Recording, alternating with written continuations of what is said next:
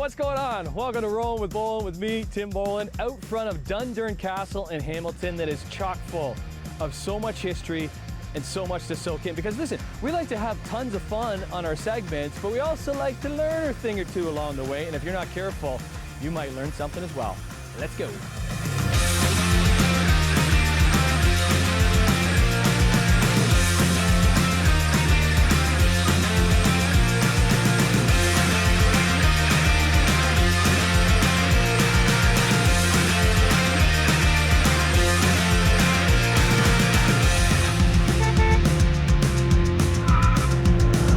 High-level bridge, high level of enthusiasm is what I try to bring to my visits.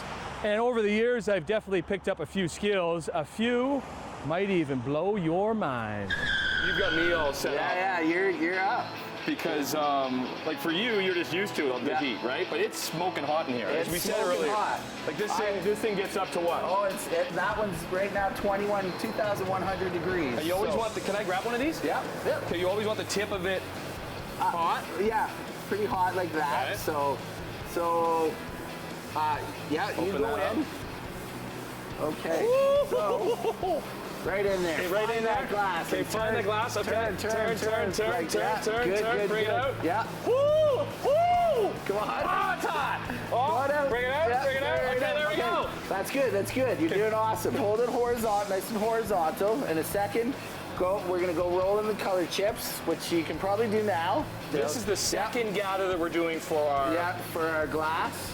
Okay, so we're just... So yeah, and see how the chips just stick right to the outside. So this is kind of the design aspect of the... Right, so we're putting some chips we in have there. a multicolor sort of frit or coloring that we have out here. Don't forget to get the bottom of the glass, so bring the back end right up. And once you do that, let's go over to the reheating oven, and we can melt those in. So this is the reheating oven that we saw last time, so it's going right in there. Yeah, not too deep, just sort of behind the door is perfect. And you'll watch all those sharp edges of the little frits on there, or jimmies we call them, melt in, and they fuse right into the glass. It's hypnotizing almost. You always want to know what you're making ahead of time. Absolutely. You always want to have an idea. You know, early in my career, sometimes vases would turn into bowls, and bowls turn into vases and stuff. So it's pretty good. I'm going to start blowing into it now. So you're blowing into the end of that. Explain that again for everybody at home. As you cool the outside of the glass, it kind of prepares you to blow the glass onto the inside. So when you're blowing glass, you basically control where the heat is and then blow the air into it to go in the sort of opposite direction. Sort of keeping in mind a few principles, like you can't let the glass get too cold. So you know by looking at it that it doesn't need to go back into the reheating oven? I'm actually trying to squeeze out as much as I can, so I'm about to go back in there now. Look at all the colors. You see all the colors there now. Oh, it's hypnotizing.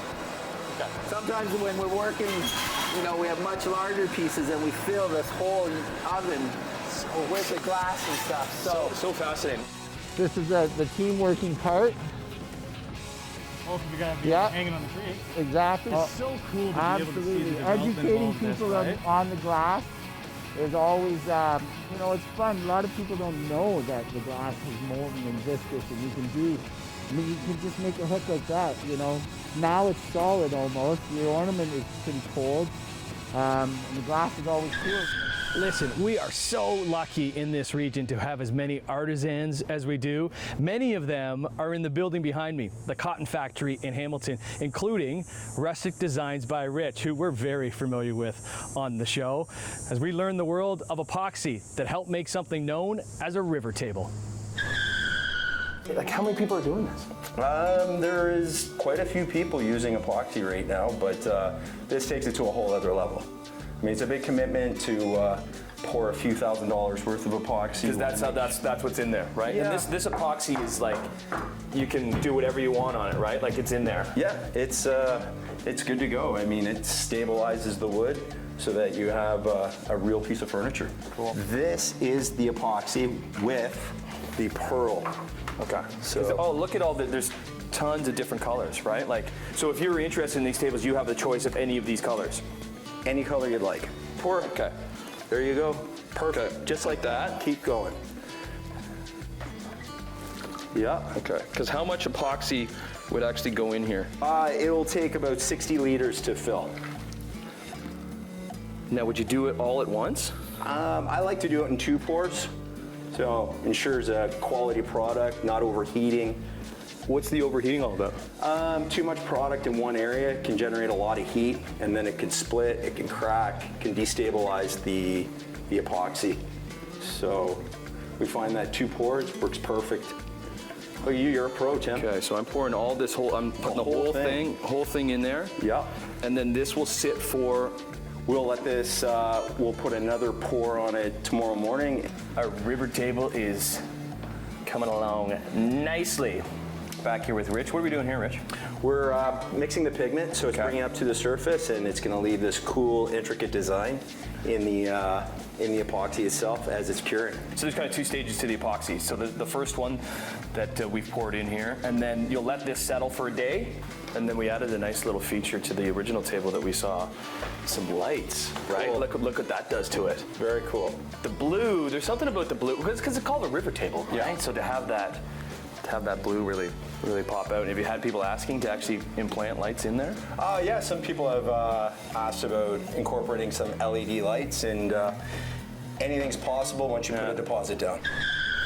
Well, I guess we'll table that discussion for another day, because we're in Burlington at the Royal Botanical Gardens, taking in all the sweet colors, flowers, and listen, they have many activities here. A few that I excel at, some not so much, specifically my musical stylings. As you'll see, hanging out with the Burlington Teen Tour Band. I'm not one to toot my own horn, it's just bad. Weighing in at about 30 to 35 pounds, the tuba is never the first choice for many, but it should be, because it is the coolest instrument. What do I need to do? Put the mouthpiece in. Okay. And Actually, well, okay, how do you just blow into it? Just like, You kind of like vibrate your lips, go like, and you blow at the same time. so like,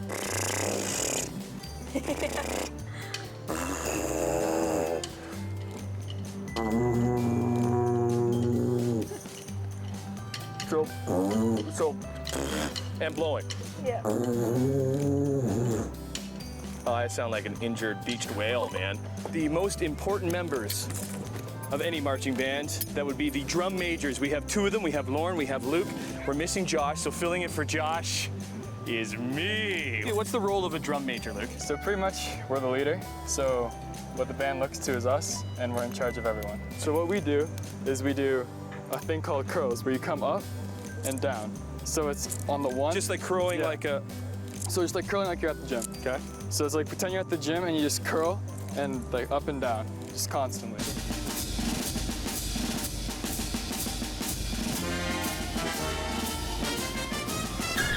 Ooh la la, that's definitely you're gonna be saying a few times when you come to the RBG, and it works out perfectly because that's where we're going next. Boutique store in Burlington called Ooh La La, run by Leanne Allaire-Perot, who we always have a blast with. And actually when we were there in the fall, she put me to the hot chocolate taste test. Turns out my palate isn't as refined as I thought it was. Either that, or I fell under the pressure of one of Burlington's favorite sons looking over my shoulder. Hey, how are you? My name's Ryan. Here this morning live show is pretty popular, so I wanted to come on. Come on and say hello. He's kind of the strong silent type. He doesn't say much. Try. How hot is this? Hopefully not too hot. Any guesses? This one's maybe a more difficult one. Do you notice the color? It's a little pink. Just a little bit. Okay. Think like ice cream sundae. Is it ice cream sundae? Yes, it's ice cream sundae with a cherry on top. It's cherry chocolate now, ice cream sundae. Do you get the cherry? Yeah, it's like you're tasting wine, like I'm wine tasting, and you're just like, you taste. You've got to like do the smell and You the taste swirl. dirt. I'm just like, yeah, I taste dirt. Now that you said it, cherries. Yes, I taste cherries. Oh my gosh. Okay, second one. Go for it. For preface, I'm really bad at this. Yeah, Ryan, me and you, buddy. Cheers, Ryan. Okay. Oh. You weren't expecting that one, eh? One's chunky.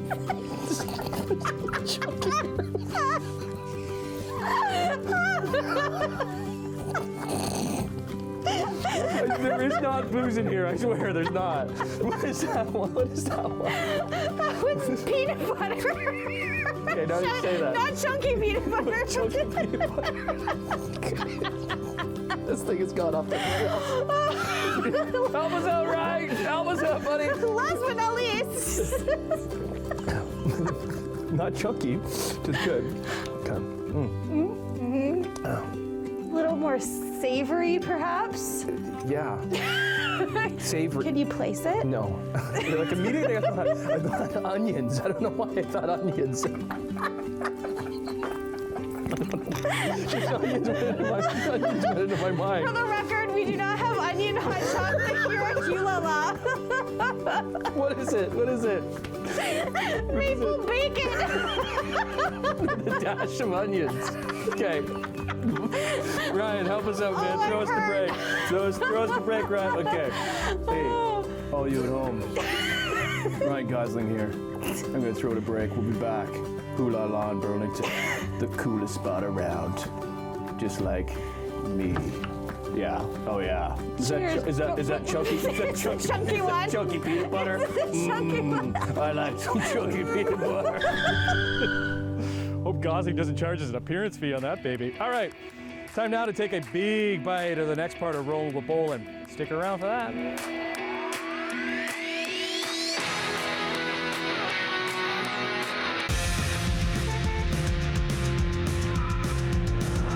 Welcome back to Rollin With Bolen, and welcome inside one of the true gems in Hamilton, Gage Park Greenhouse. It honestly feels like you're in the tropics when you're inside here. And you know, many people do say Norfolk County is the tropics of Ontario. So let's head there to the Canadian Raptor Conservancy. And listen, we had a whole plan put together, but we just discovered that we had to wing it. All we need is a little love sometimes. Oh, we're gonna get that today. Yeah, we are. We are here at the Canadian Raptor Conservancy. This is a golden eagle named Baby Huey. Golden eagles are our largest bird of prey in Canada by body weight. Bald eagles have similar wingspan. These guys are slightly heavier, probably 10% on the average bird. And this is, you know, probably some of the best eyes in nature too. They've been known to be able to spot, say, a rabbit running in a field at least 15,000 meters away from themselves. So that's substantial vision. He can exert roughly about 600 PSI with those talons at the tips. Okay. So now, does Baby Huey and the balds get along? No. Not at all. No. You know, although they'll tolerate each other, I guess, in the wild, but if there was like, you know, say a dead animal at the size of the highway, because they will scavenge also, both species, definitely the golden eagle would probably be chasing the bald eagle away.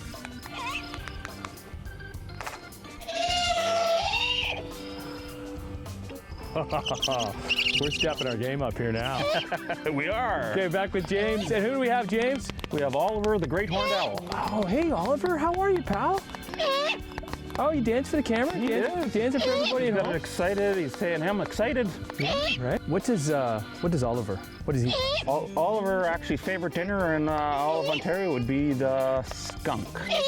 Come on. You got it. Yep. A skunk? You got it. Nocturnal. It's a perfect fit. Oh, wow. You want to turn. You want to turn this way. Keep the glove in front of you, so you're not in a direct line of flight, but also enough that he has somewhere to. So let's see if we can get him to give him a whistle and wiggle the food and see what he does. Oliver! Hey! Oh! Oliver!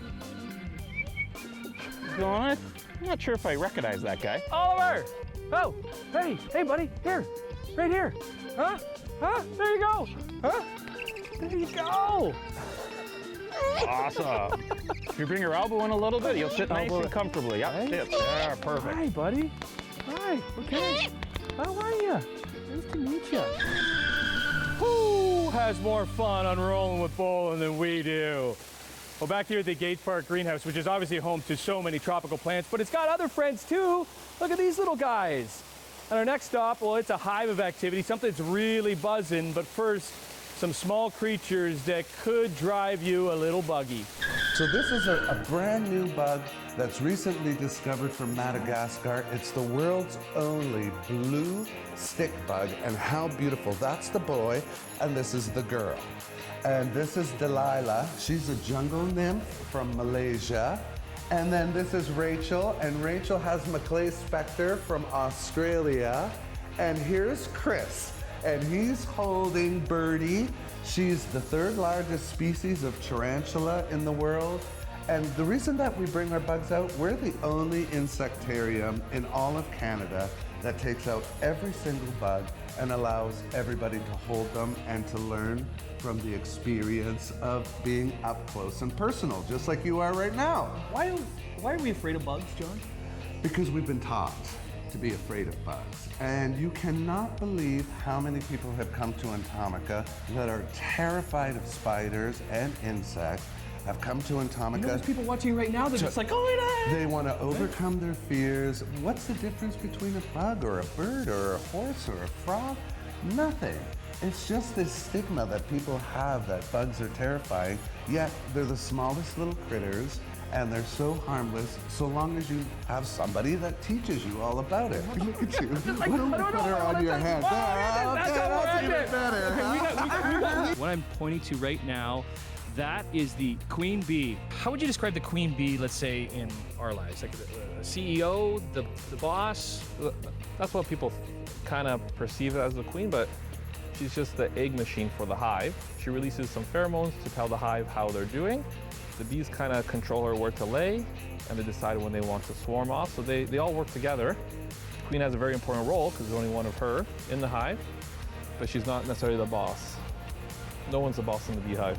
So she lays about 1,500 eggs a day, which is about half of one side of a frame. So it takes about 4 days to do one frame. So this is on the bottom because it's dark, and that's where the queen likes to be. Typically in a hive, you'll have around 60,000 bees in the peak of summer.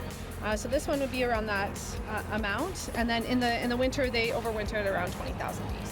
Why are bees so important, Sarah? They provide all the pollination of flowers around in our environment. All the various pollinators help plants to produce seeds. And they also, as a side benefit here, produce copious amounts of honey too. Oh, behave. Always love our visits here at the Gage Park Greenhouse, but Wild Higgins Greenhouses in Milton is another fave of ours. And owner Vera always is providing new lessons and tips on how to make that green thumb of ours just a little bit greener. So we're in one of the many greenhouses here at Wild Higgins. How many actual greenhouses do we have now here? We have 50. What? Really? Yeah. It started with how many? With your Like parents? 10 back in like 1969. 9, yeah. There you go. This year's 50 years for Wild Higgins. Oh, cool. I can't believe it. That's Yeah. exciting. Thank you. Yeah, we met your mom earlier on. Crazy Mary. I was going to say that, but I was like, oh, can I say that on camera? It's okay, I'll say it. But this is? And that's lavender. Okay. Do you smell it? Smell. That's good too. So lavender is a great herb for mosquitoes. So a lot of people plant them in little pots. You can put them near your patio table or put them in other planters near your house, and they actually, mosquitoes don't like them. So they they're kind of an awesome plant. And you can also use them for your food. Amazing. So if you're very gentle, which you're not, so just gonna take the whole thing. Okay. Yeah, take the whole thing, and then kind of break up the bulbs in the soil. So try to be a little look at the gentle. bulbs. Okay. Yeah. Try to be a little more gentle there. Just a little gentle. You're good. Okay, like that. Yeah. And then you can rip those two apart. You got it. Okay. Plant one right in the back. So the tulips and the daffodils are the tallest. So usually I do that more towards the back. Don't few be days. too cheap though. Put another one in.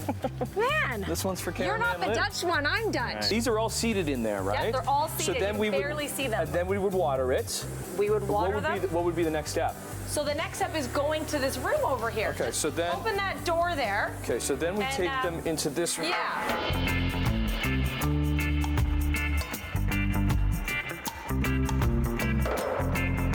What's wrong? What kind of room is this?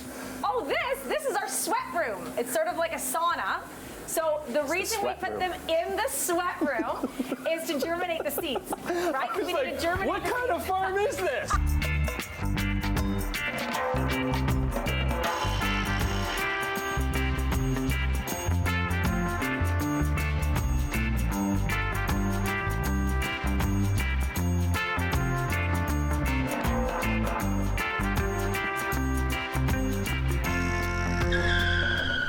Big shout out to Vera and the gang at Wild Higgins and their sweat room. As we head to break, Canada's Wonderland is a place that teaches us to confront our fears on the rides and off, as Live Eye Luke finds out.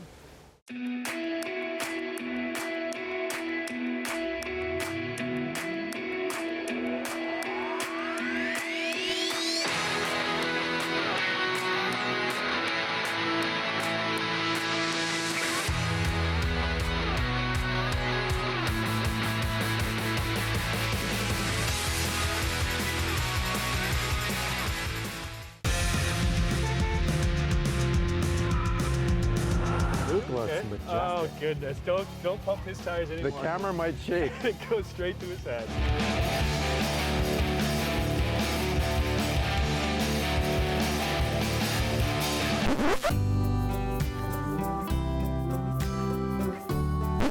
Oh, no.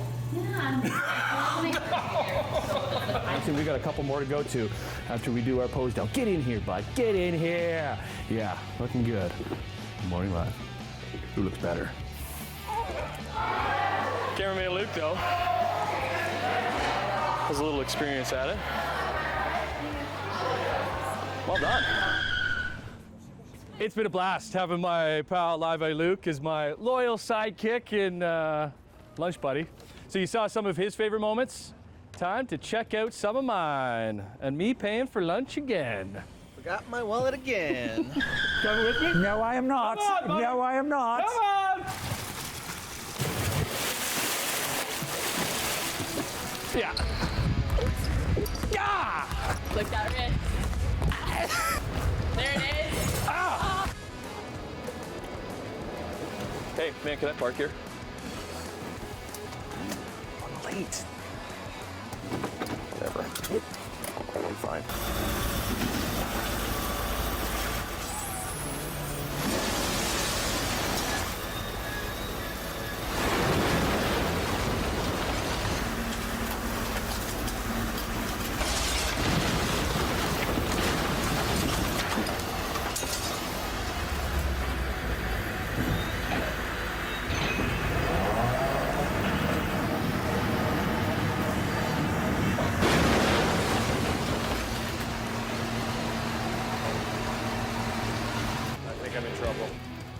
You're eloping to Sweden with my daughter?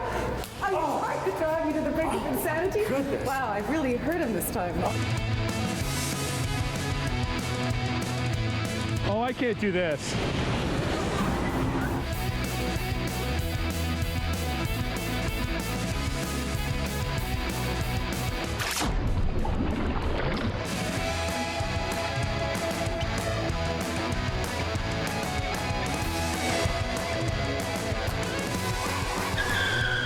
Well, that's all she wrote. Another episode of Rollin' with Bolen in the books. Hope you enjoyed the show. Listen, it's an honor and a privilege to cover all the amazing stuff that's behind me. If you got something, you know what to do. Send us an email. rollinwithbolen@chch.com. Till then. Tim, you have your driver's license? GT French. Do you actually need one for this? Look out! No. Can I get back on? Am I allowed back on? I do want to see your license this time. Yeah, right. What's that? Huh? Can't hear you. See you, Chad. Thanks, bud. Whoops. Uh-oh. Oh. Oops.